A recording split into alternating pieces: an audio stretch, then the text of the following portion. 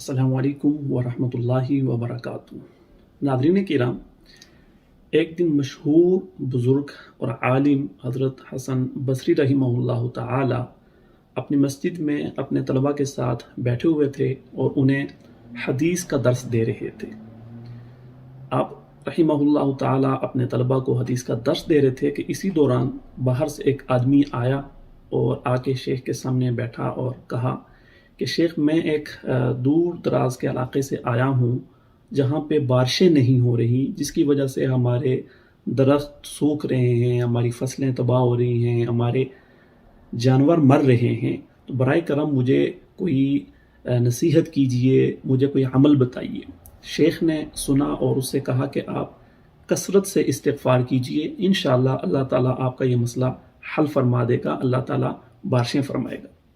وہ آدمی چلا گیا اور کچھ دیر بعد ایک دوسرا آدمی آیا اور آ کے شیخ سے کہا کہ شیخ، میرے گھر میں غربت نے ڈیرے ڈال لیے ہیں، میں بہت غریب آدمی ہوں اور میرا گزارا نہیں ہو رہا، برائے کرم مجھے کوئی مشورہ دیجئے، مجھے کوئی عمل بتائیے تاکہ میں اس صورتحال سے نکل آؤں۔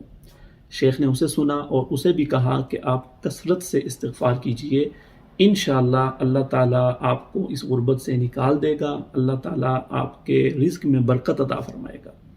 وہ آدمی بھی چلا گیا اور کچھ دیر کے بعد ایک تیسرا آدمی آیا اور آ کے کہنے لگا، شیخ میں شادی شدہ ہوں لیکن میری اولاد نہیں ہے، آپ میرے لیے دعا کیجئے اور مجھے کوئی عمل بتائیے جو میں کروں تو اللہ تعالیٰ مجھے اولاد کی دولت سے نواز دے۔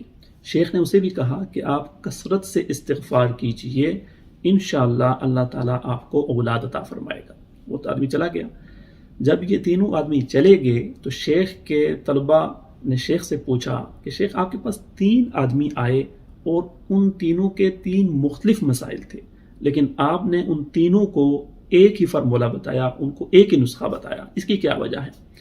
تو شیخ نے طلباء کو بتایا کہ کیا آپ کو قرآن مجید کی ایک آیت یاد نہیں ہے جس میں اللہ تعالیٰ فرماتے ہیں اعوذ باللہ من الشیطان الرجیم فَقُلْتُ اسْتَغْفِرُوا رَبَّكُمْ إِنَّهُ كَانَ غَفَّارًا يُرْسِلِ السَّمَاءَ عَلَيْكُمْ مِدْرَارًا وَيُمْدِدْكُمْ بِأَمْوَالٍ وَبَنِينَ وَيَجْعَلْ لَكُمْ جَنَّاتٍ وَيَجْعَلْ لَكُمْ أَنْهَارًا۔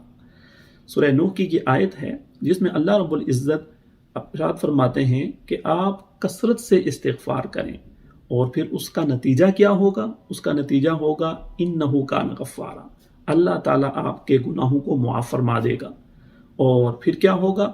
وَيُرْسِلِ السَّمَاءَ عَلَيْكُمْ مِدْرَارًا، اللہ تعالیٰ بارشیں نازل فرمائے گا۔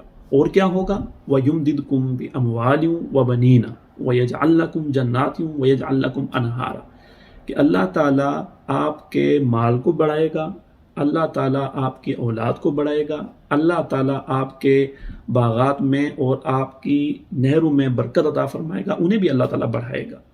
تو اس ساری بات کا مطلب یہ ہوا کہ آپ کثرت سے استغفار کریں گے تو اللہ تعالیٰ آپ کے یہ سارے مسئلے حل فرما دے گا۔ تو حضرت نے اپنے طلباء سے کہا کہ دیکھیے اللہ تعالیٰ نے یہاں پہ ان سارے مسائل کا حل استغفار کو بتلایا ہے۔ اس وجہ سے جب میرے پاس ایک آدمی نے آ کے کہا کہ بارشیں نہیں ہو رہی تو میں نے اسے کہا استغفار کرے، دوسرے نے کہا غربت ہے، میں نے اسے بھی کہا کہ استغفار کرو، تیسرے نے کہا کہ میری اولاد نہیں ہے تو میں نے اسے بھی قرآن کی اس آیت کی روشنی میں یہی عمل بتایا کہ استغفار کریں، اللہ تعالیٰ آپ کو اولاد عطا فرمائے گا۔ تو سامعین کرام، ناظرین کرام، یہ بڑا زبردست عمل ہے کہ اگر ہم چاہتے ہیں کہ ہمارے رزق میں برکت آئے، اللہ تعالیٰ ہمیں اولاد کی دولت سے نوازے، اللہ تعالیٰ ہمارے موسم میں برکت عطا فرمائے، ہمیں پانیوں کی دولت سے نوازے، تو اس کا عمل اللہ تعالیٰ نے بتایا کہ آپ کثرت سے استغفار کیجئے، اللہ تعالیٰ آپ کے یہ سارے مسائل انشاءاللہ حل فرمائے گا۔ اللہ تعالیٰ سے دعا ہے اللہ تعالیٰ ہمیں صحیح اور درست طریقے کے مطابق کثرت کے ساتھ استغفار کرنے کی توفیق عطا فرمائے اور ہماری ساری مشکلات اللہ تعالیٰ آسان فرمائے۔ وآخر دعوانا ان الحمد للہ رب العالمین۔